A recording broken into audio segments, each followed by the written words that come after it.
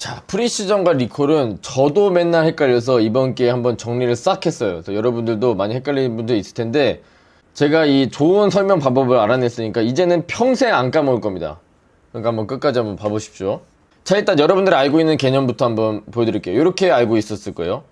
실제로 파지티브, 네거티브, 그 다음에 예측을 파지티브, 네거티브 이렇게 해서 이 표를 채워가지고 뭐 이렇게 보면 뭐고 이렇게 보면 뭐 이렇게 하셨을 건데 맨날 헷갈리지 않습니까? 뭐가 뭔지 리콜이라는 그 단어도 뜻도 잘 안 와닿고 제가 그것을 해결해 드리겠습니다 오늘. 자, 일단 실제로 파지티브인데 파지티브예요. 그러면은 맞힌 거죠. 이거는 실제로 네거티브인데 네거티브죠. 그럼 맞힌 거죠. 요거 표 채우는 거 어렵지 않을 거예요. 투루예요 둘 다. 여기도 투루, 여기도 투루. 왜? 맞췄으니까. 그래서 투루 파지티브. 여기는 true, negative입니다. 그죠? 맞췄다 true, 틀렸다 false입니다. 자, 그 다음 여기 채워볼까요? 여기는 어때요? 실제로 negative인데 예측을 positive로 했네? 틀렸어요. 그래서 false예요. 그러니까 여기 대각선은 false겠죠? 둘 다 틀렸어요. 근데 틀리기를 어떻게 틀렸냐? 잘못된 positive다. 잘못된 예측을 했다. 잘못된 예측을 했다. 이렇게 정해지는 겁니다. 그 다음에는 요게 recall, 요게 프리시전인데 졸라게 헷갈립니다. 예. 예시를 통해서 여러분들 이해하셔야 됩니다. 이거는 안 그러면 평생 헷갈려요. 자, 일단 뭐 에큐러시는 이 4개를 다 더하고 그 다음에 맞힌 거 이렇게 해서 에큐러시를 구하면 되겠죠. 그거는 간단한데 그것뿐만 아니고 이 프리시전과 리콜이라는 것도 필요에 의해서 정의를 한 거예요. 리콜이 중요할 때가 있고 프리시전을 중요하게 봐야 될 때가 있기 때문에 그래서 그 둘을 분리해 놓은 겁니다. 일단 동기부여는 그거예요. 자, 리콜이 중요한 경우를 말씀드려 보겠습니다.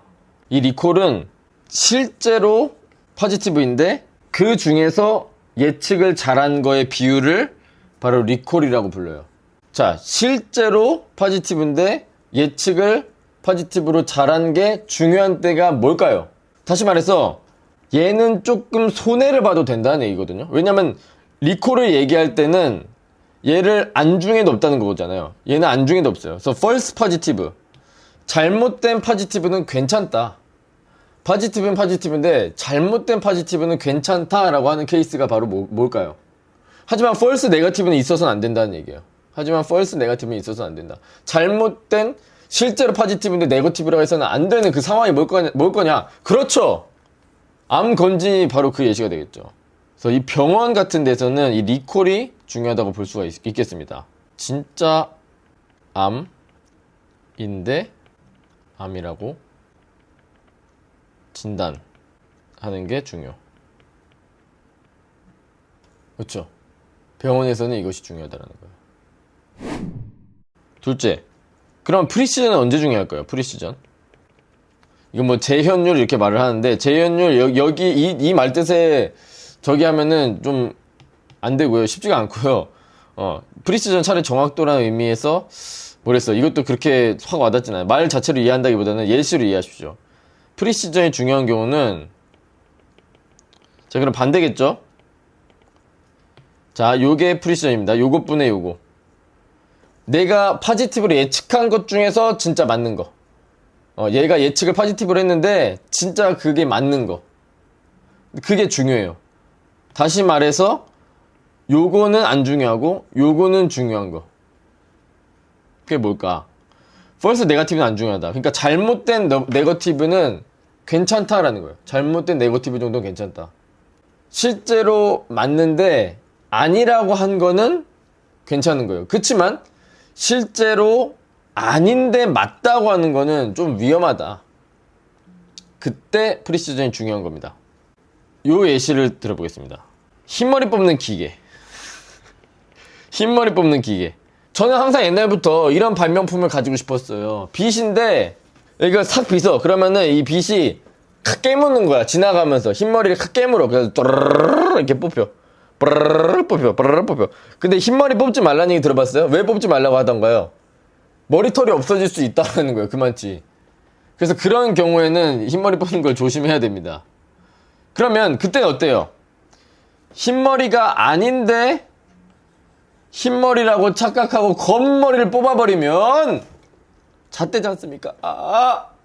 그래서 그때는 프리시즌이 어마무시하게 중요하다는 거예요. 그렇지만 흰머리 몇 개 남는 건 괜찮죠? 실제로 흰머리인데, 흰머리를 디텍트하는 거예요. 실제로는 흰머리인데 흰머리가 아니네 이러고 그냥 지나간 거예요. 그래서 몇 개 남아요. 뭐 괜찮아, 그거는 괜찮아. 뭐 몇 번 더 쓸면 돼.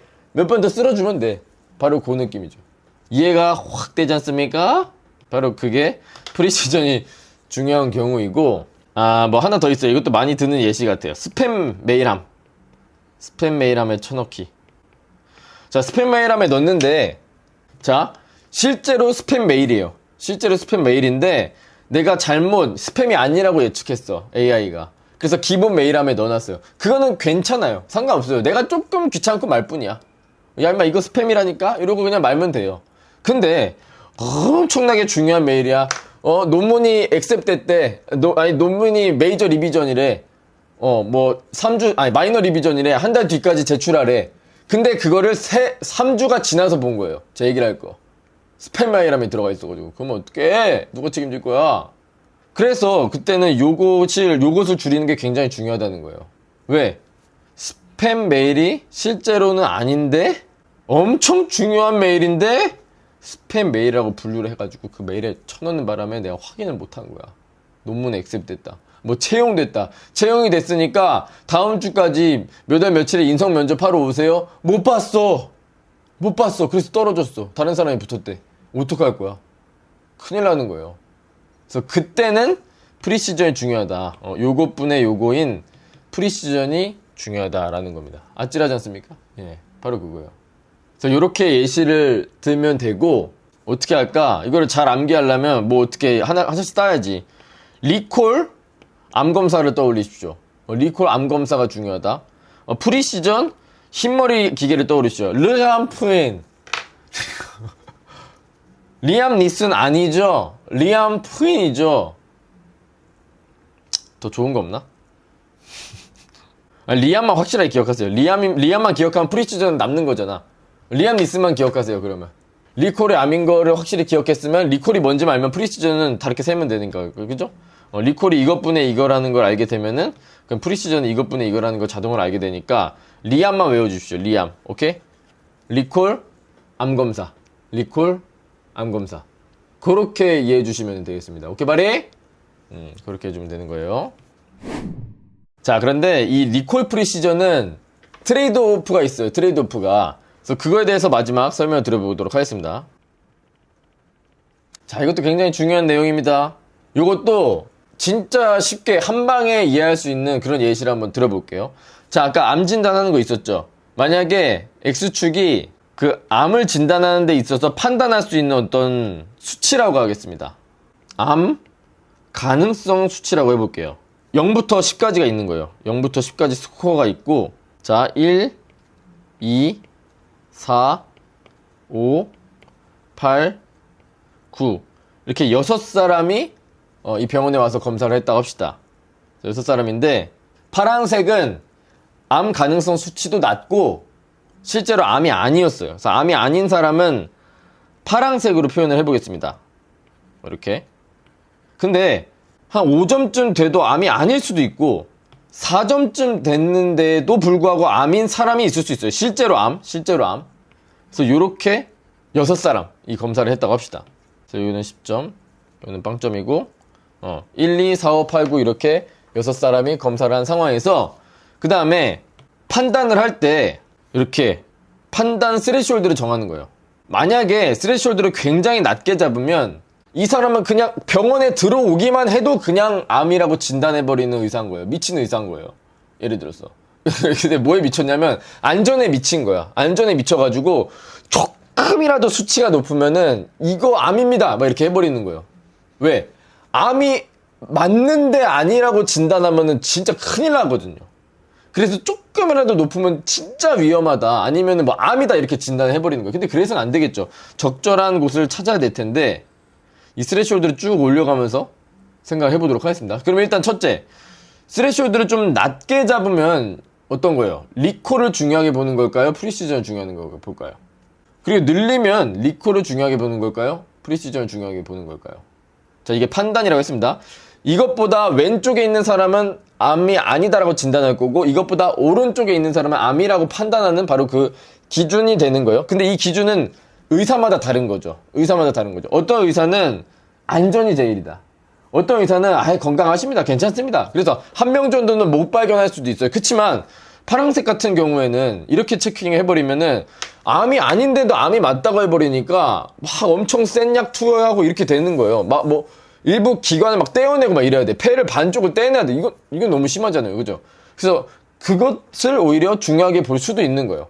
건강한 사람은 건강하게 판단을 잘 해야 되니까. 근데 물론 완벽하게 할 수는 없을 거예요. 완벽한 건 없어요.